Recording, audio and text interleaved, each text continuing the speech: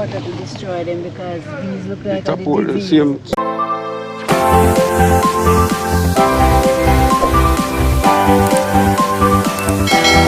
Welcome back, One Love Jamaica family. I'm back in the community of content here in Manchester, and just in case you have not heard, apart from the issue of the rising waters in content, there is now a new issue where persons have observed a lot of tadpoles in the water, and persons are kind of scared and worried.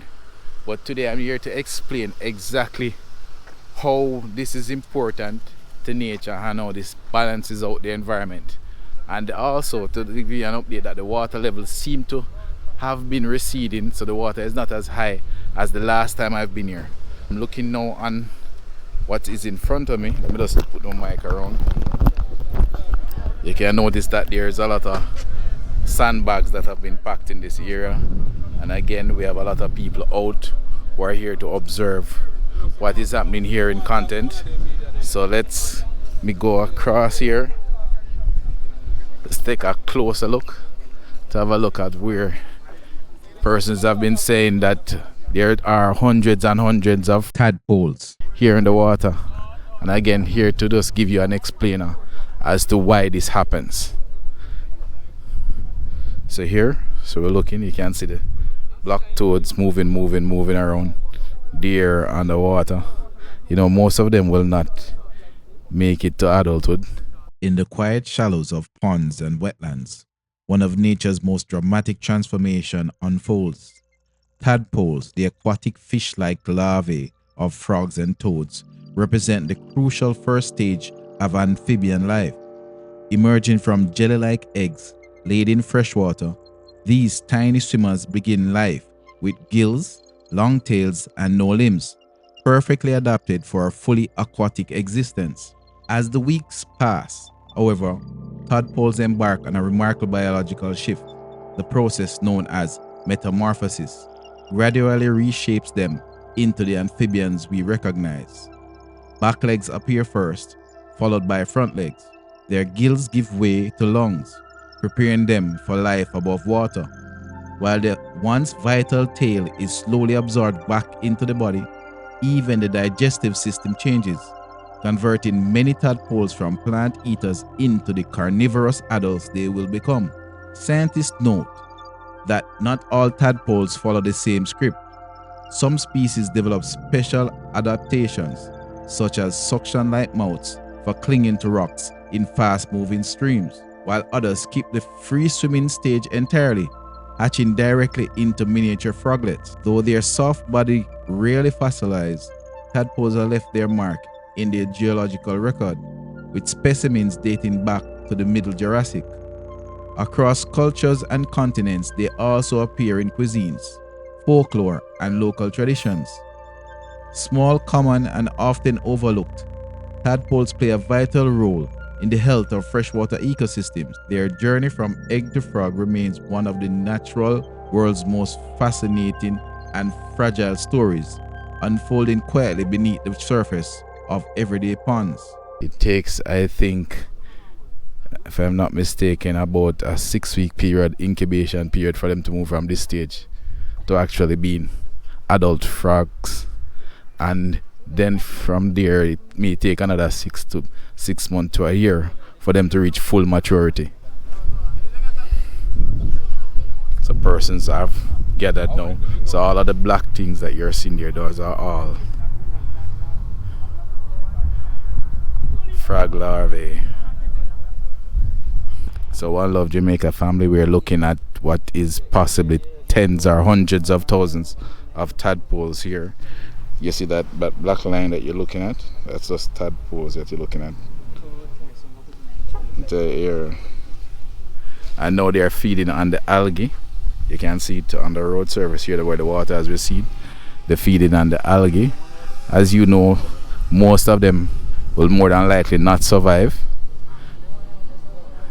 And this is just the way of nature balancing out itself in terms of, they are taking care of the algae. They also will take care of possibly any kind of mosquitoes, and so that land underwater. It's kind of good now to know to see that the water is now receding. We can now see the top of some of the houses in which we were here recently. The entire house was covered for as far as you can see. Even up here, you notice the water was on this side that covered the entire grass. Over that way, you can see more of the house. You see it more. So, and persons are very much so interested to see what is happening. So I know a lot of persons are worried that you'll probably see millions, as a gentleman said, millions of frogs, but no, that will not happen. There will be a number of frogs that's probably in the thousands, but again, nature will take care of it, take care of that, balance things out. The water to destroy them because these look like Same tadpole. The tadpole are gonna eat them, man. Oh, disease. They'll feed, tadpoles will feed on them. Okay. You see the green thing that you're looking at? That's what they're eating, you know. Oh. Yes, Oh, the moss. yes, that thing, yeah. Algae. That's what they feed on. Well, you can't see the house tops now. You imagine 2 weeks ago, everything was underwater. Okay. So it's an improvement. It's an improvement. And the water was flowing heavily because when I came here, the water was running over a channel over there and running through there. So everything is kind of much different now. But what you're seeing now is the water receding because when it was here, it was just flowing. Literally almost like a river. Yes. Because you see things out of your 2 eyes. Yes. But what you see on social media completely Yeah. different. So One Love Jamaica family, as we are reporting, we have a positive in terms of the water receding. The only other issue that seems to have been drawing persons' attention is the number of tadpoles we're now seeing in the water. That's, they're drawn to the algae. And as you know, most of them will eventually pass away. You will still have a number of them left in the community, but eventually nature will just take care of that in terms of balancing out things. But as I said, the big positive is that the buildings are now more visible, and I'm assuming that in upcoming days we will start to see more and more of the houses. Since I've been here in the past half an hour, I would say, I've seen where the water itself has receded because the water was up here and now it is at that level right there. And we can see here some kids they're coming from church and they are here to just take a look at some of the tadpoles out here in content. So One Love Jamaica family, and talking to a lot of persons, they're under the impression that this whole thing with the quote-unquote tadpoles and frogs coming up in the community is, in a way, it's going to be this terrible thing, and it's nothing like that, people. I know a lot of us are frightened and we're very kind of biblical, but no, there's a scientific reasoning and explanation that I'll be discussing in this video. Alright, so please make sure you stick around until the end. Jamaica may be a small island, but it holds one of the richest amphibian lineups in the Caribbean, with 21 native frog species, every one of them found nowhere else on Earth. The island stands as a global hotspot of amphibian endemism, from the cool limestone valleys of the Cockpit Country to the humid forest of Portland Ridge. These frogs form an essential but often overlooked part of Jamaica's natural heritage. Most of Jamaica's frogs belong to 2 major groups, the tree frogs and the rain frog, many of which skip the tadpole stage entirely and hatch as a tiny froglet. These remarkable evolutionary adaptation has allowed them to thrive in niches where standing water is scarce. But despite their ecological importance, Jamaica's frogs face mounting threats, habitat loss, invasive predators like the cane toad, climate shifts, and human encroachment have pushed many species towards decline. Conservation assessments show that the majority are now considered threatened, placing them amongst the most vulnerable parts of Jamaica's wildlife. Scientists warn that losing these frogs would have deep consequences. They regulate insect populations, support predator species, and act as a natural indicators of environmental health. Their survival is closely tied to the survival of Jamaica's forests, rivers, and wetlands. Efforts by local researchers and conservation groups aim to safeguard these species, but the challenge is steep. As global biodiversity declines, Jamaica's unique frog standards are both a symbol of the island's environmental richness and a reminder of the urgent need to protect it. Even though most people don't necessarily like frogs, it's not necessarily a bad thing in terms of the ecosystem. I think I'm going to take a look now on the other side to see what is happening on the Kendall side where the water is rising, to see how high that how much land that has now covered. So I'll see you back in a few. So let me first apologize, One Love Jamaica family. I really messed up the audio here. My finger touched on the button that moves it from analog to digital on the microphone. So all the audio was not recorded. So I don't necessarily like to kind of do a voiceover in situations like this, but I'm forced to at this point. So right here, as you see me, I'm trying to make my way through some bushes to get a look at one section of where it has now become an attraction, as one man described it, where we go through this little foot track to take a look at where the water had come over. This would be on a western side. When you come down on the Kendall main road, this when you get to that intersection at the bottom of the road near the Pick Pepper factory, you'd make a left turn. So this is over to the left hand side now, where you see the persons they are in front of me. They are looking on the water. And also, there an important thing. If anybody decides to go here and take a look, right, just a few, just about less than a meter right here. There's a breakaway. So this the entire section, the water seems to be seeping underneath and causing a breakaway. So this is kind of dangerous. So I suggest that persons look out if they decide to go and take a look at the water rising here in the Kendall area. Now, this, in terms of the body of water, is the much smaller body of water out of the two. There's a much larger section and the much bigger section of water that's to the western side. So to the camera left, that would be where that section is.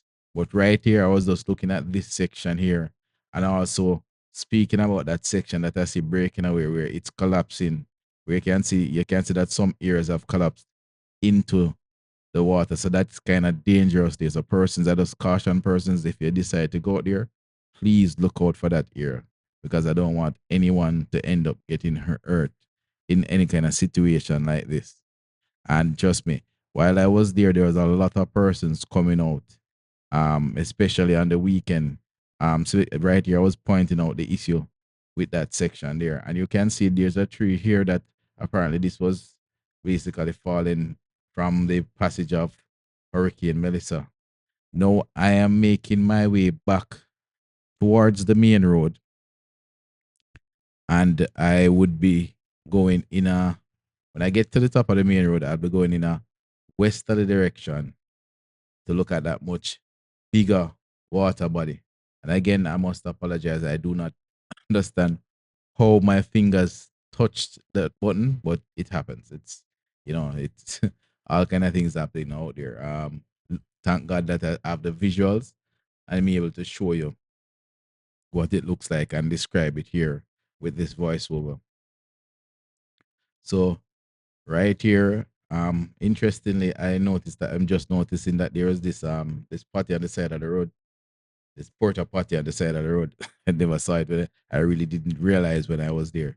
So now I'm going over to where the much larger body of water is, which is the bigger attraction. Okay, you see that there are a number of motor vehicles that are parked up, including taxi operators. So this road that you're looking at now, that's the road that leads you from the highway down into the Kendal community. And with this direction now, we'll be going towards the Pick Pepper factory. So right here now, you're looking at that very large body of water. I wouldn't even want to try to describe. And beyond that is where the bauxite factory is, down there in Williamsfield, Kendall, Mandible Content area. And from this direction also, just beyond here is where you find the community of Content, where the water is now receding, while on this side the water here seems to be still rising. It's a very well, beautiful view when you look at the drone footage from above. It's really breathtaking. But even though it's breathtaking, it's still a bit dangerous and a bit worrisome. Like I was talking to a young man that says that boy, he's watching with caution. Apparently, he lives somewhere across the road. And I said, I don't think he has anything to worry about. I don't think the water will rise to that level, but none of us really knows. But I really don't think, judging by what I'm seeing in content, that the water is receding. So I'm assuming that eventually, within a few days or a few weeks, you'll see the same thing happening here. Um, in this situation, I think it will repeat itself, similar to what happened in content. I already in a previous video gave an explanation in terms of what causes this kind of thing, especially in the parish of Manchester. So if you want to see that video, um, you can just take a look in terms of understanding the karst conditions underground and why you tend to have these kind of situations happen, especially when the sinkholes are full and they start to work in reverse.